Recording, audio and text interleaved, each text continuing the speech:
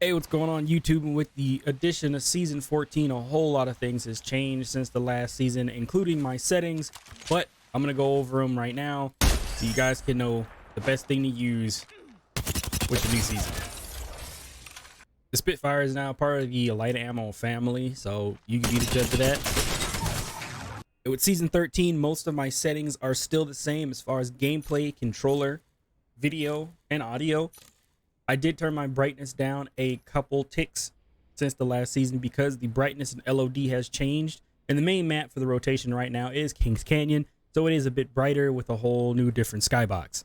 But if you're new to my channel and need a refresher on the settings, I'm going to scroll through them and pause the video when you'd like.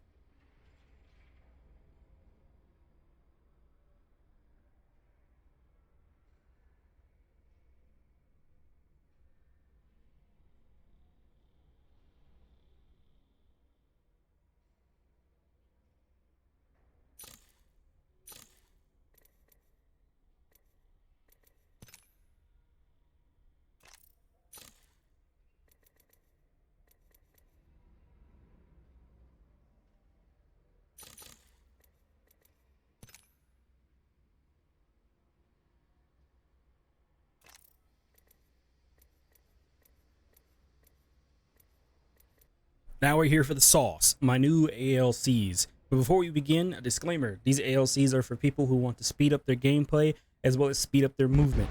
If you are enjoying my ALC settings from my last video, if you haven't seen those ALC settings from my last video, those ALC settings more focus on aim than movement or flashy 360s.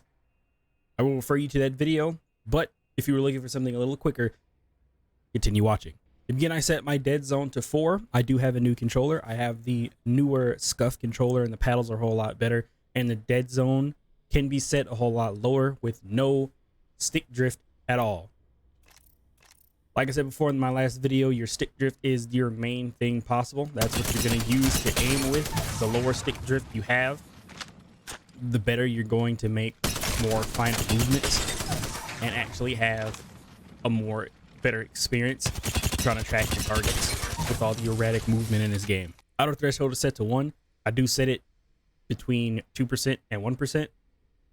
I like it at 1% right now. It took me a minute to get used to, but these dead zone, outer threshold, and the response curve are the quickest that you possibly can go. If you are a demon, you can put your response curve on the lowest it possibly can go and your dead zone on the lowest it possibly can go. That will be your most responsive movement. You could breathe on your thumbstick and it will move immediately, and fine adjustments for you will be instant. But those are only recommended for people who do not have stick drift on their weapons. Again, to dial in stick drift, you're going to want to turn these dials down. You're going to want to mess with both your dead zone and your response curve. Dead zone first, then response curve. If you find that your weapon does not move like this, I don't have my hands on my controller and it's completely steady, you're good to go.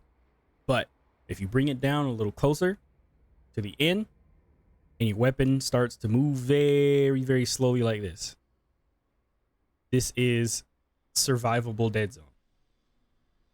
You can survive with this because while you're moving around, jumping around, doing wall jumps and zip line launches, it's not really going, you're not really gonna notice it. You're really not. My controller does that from time to time. It's very, very minuscule dead zone. This is not the worst dead zone you possibly can have. However, if your dead zone is turning you around like this, one or two things: you need a new controller or you need to bump that up a bit. I do not recommend going above 7 in your dead zone. Even 5. I know I have mine on 4, but that's just what I'm comfortable with right now. Your response curve can go down to 2. It could be 4, it could be 5, and you can put it all the way up to classic. My per-optic settings are such: I have a 1.2 on the 1x optic iron sight, 1.2 on a 2x optic as well. I have 1.4 on the 3x and 4x optic. I have a 1.6 on the 6x and just the 6x optic. I have a 1.8 the 8 times, and a 2.0 on the 10 times optic. My yaw and pitch speed is both 310. I have no turning extra yaw, no turning extra pitch, no ramp up time, and no ramp up delay. My ADS yaw and pitch speed are both 130. I have no extra yaw and no ramp up time on my ADS, nor delay. Bottom settings are the same. Target compensation is on, melee target compensation is on, and target compensation style is set to default. One more time, top to bottom. Dead zone 4, outer threshold 1, response curve 4, per-optic settings.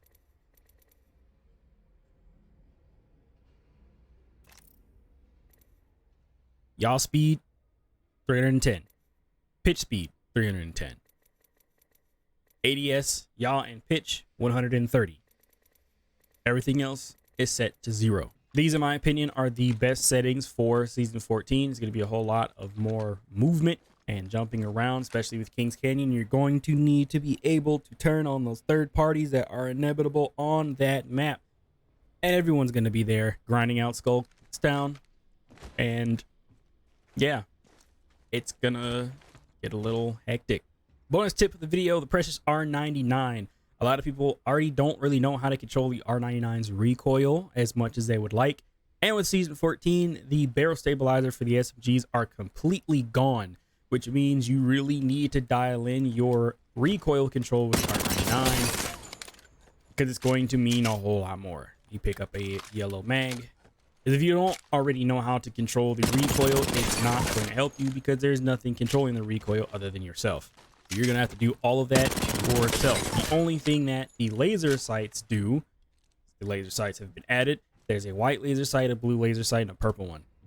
The purple one is the biggest out of the 3 that has the most substantial hip fire spread reduction.